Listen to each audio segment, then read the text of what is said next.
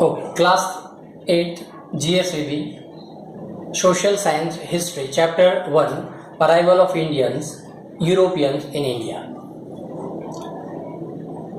Friends, first we start from the introduction. Many years ago, our country was one of the leading country in the world. Our country was distinct in the whole world. The people of various countries were being influenced by our culture and properties. Earlier, the merchant from various countries came to India from northwest by the land route for the purpose of trading for years. Because of our land route, Constantinople in the ancient, it is a land route and it is conquered by the Turk Muslim in 1453. So, Constantinople is a trading center stop. Then the European people want to compulsory finding the sea routes. Because of the demand of the Indian commodity like silk, cotton clothes, muslin, black pepper, and spices, etc. increase in the European countries. क्योंकि उस time पे European countries में हमारी जो commodities है जैसे cotton, cloth, muslin या that mean कि मलमल, ब्लैक पेपर एंड स्पाइसेस उसकी बहुत डिमांड थी. Now second point, Christopher Columbus. Christopher Columbus, an Italian explorer, who was one of the brave sailors who ventured out to find the sea route to India. Columbus started his journey to India and accidentally he reached in America. Hence, even today, the native of the Americans, they are called the Red Indians.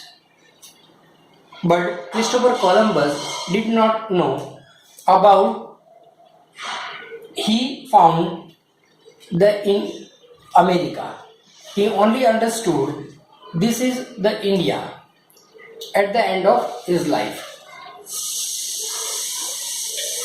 Now, third point, Vasco da Gama. Vasco da Gama, a native of Portugal, he discovered the sea route to India in 1498. He encircled the Cape of Good Hope in the South Africa and reached the port of Calicut. That means now its name is Calcutta. In 22nd May in 1498. That time the ruling of the king of Calicut, the king was Zamorin, and he gave him to permission in India in 1500 AD.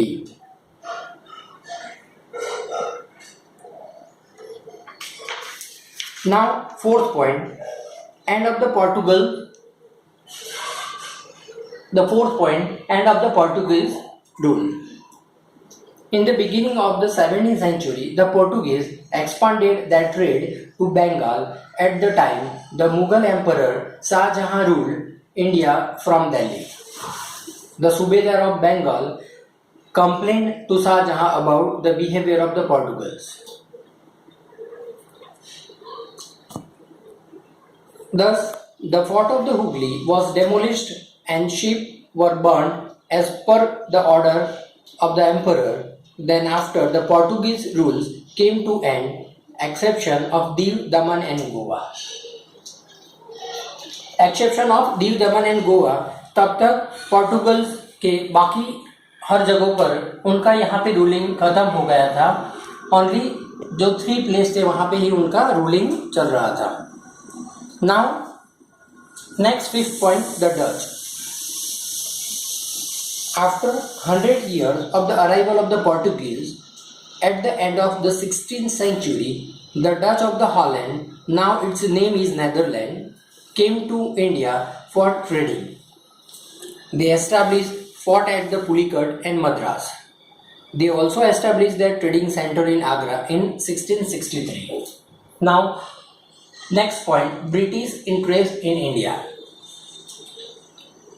During the reign of the Queen Elizabeth of England in the year of 1600, the British established the East India Company, belonged to merchants who wanted to increase their wealth by the undertaking trading with India. The first British ship arrived in India, the port Surat, in year 1608 century. Captain Hawkins, the captain of the ship, was the first British to set up foot in India. He met Jahangir but did not get permission to trade. Then after came Sir Thomas Roe and arrived in India, who acquired the permission of the trading in the Surat. Later Delhi went to the hand of the Shah Jahan. He gave the permission to British to carry out trade in Bengal. Now next, French. The French established their French East India Company in the 1664. They established the factories in Surat, Machilipatnam, Pondicherry. The head of the French company was Joseph Francois Dupleix, who had the desire to expand the European rule in India. The French and the Britishers stood the competition against each other to become the strongest European companies, but Britishers were more powerful than the French, so the French they have only three centers left them: Puducherry, Mahim and Chandranagar. Only they have left. Now, British trade in Bengal. The British first started that trading on the bank of the river Hooghly and established the 1651. The fort were garrisoned for the first protection of their factories and got the permission from the Mughal Emperor Aurangzeb. Now, next point, the expansion of the British rule.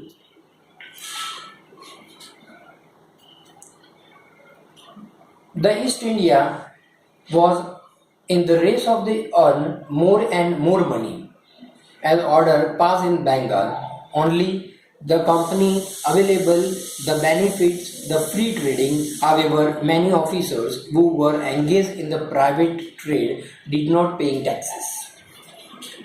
So as a result, the income generated from the taxes collection in Bengal it reduced.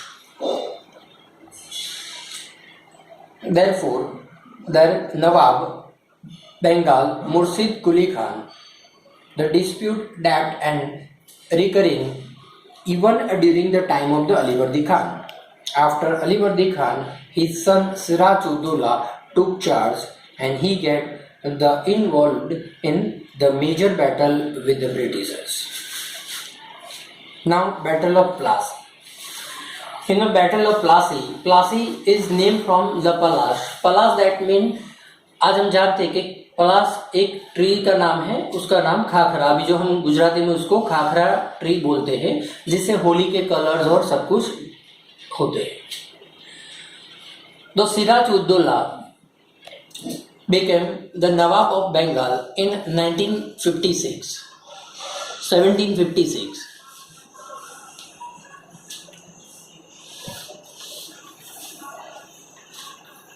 Mir Jafar, appointed as a Nawab by the Britishers. The Battle of Plassey between the Britishers and Siraj-ud-Dowla. Britishers counter-attacked under the leadership of the Robert Clive and appointed Mir Jafar in 1757.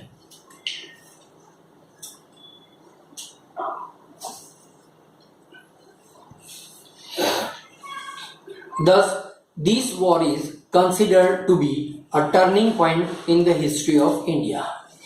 These both are short note, both are most important short note. First Plassey and then Buxar War, Battle of Buxar.